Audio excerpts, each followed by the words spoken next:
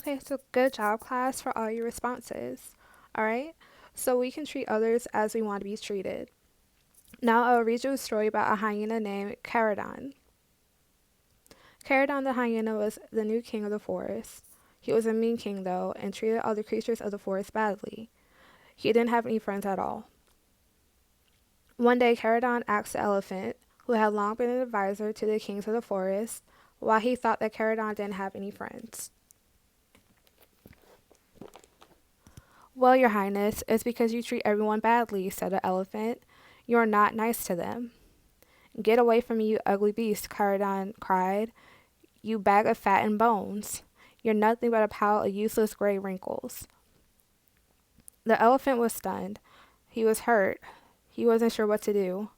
Never had anyone spoken this way to him before.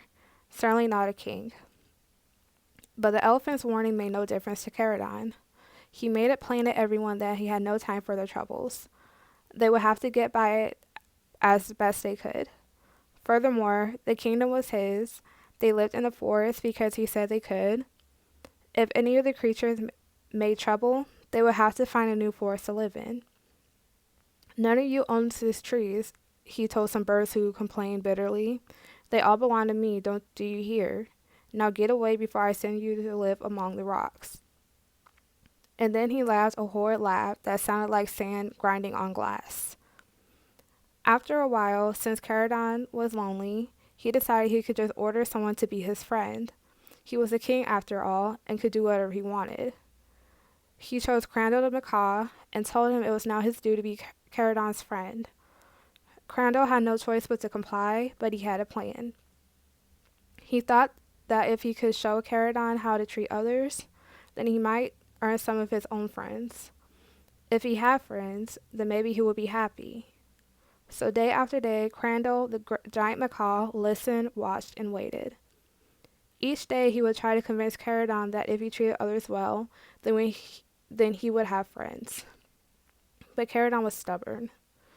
Then one night, after a particularly lonely day, Caradon was convinced.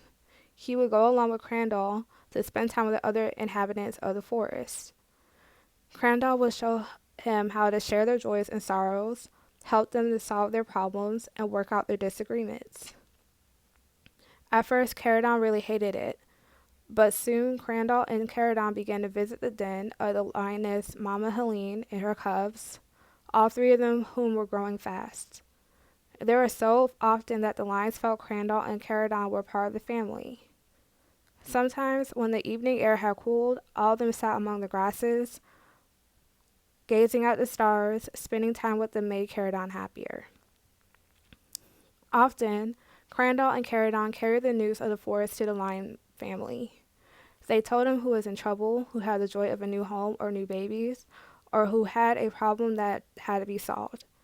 Caradon would ask each cub for an opinion on the matters he described. One of the lion cubs, Max, always seemed to care very much for his friends. Has Mrs. Drive been to see her neighbors yet? She really needs to talk to them about her garden, Max would say. Maybe you can encourage her.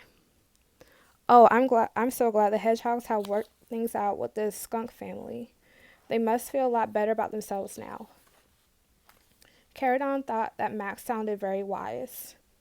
Caradon realized he can learn a lot from Crandall and Max about being a good friend. They sure seem to know a lot. Caradon went home that night and thought for a long time. He must learn to change his ways and treat others as he liked to be treated. He must earn others' friendship. The next morning, it was like the forest had a new king. Caradon worked hard to bring happiness and peace back to the forest.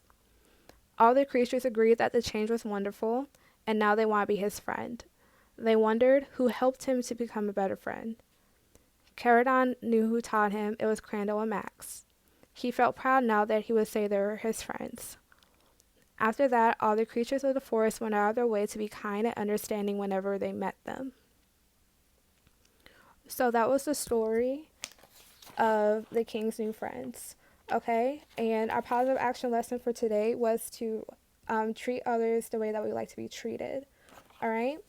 For like the lessons that I had posted below, we were also talking about coming up with our classroom code of conduct. So we are going to go ahead and review that starting tomorrow.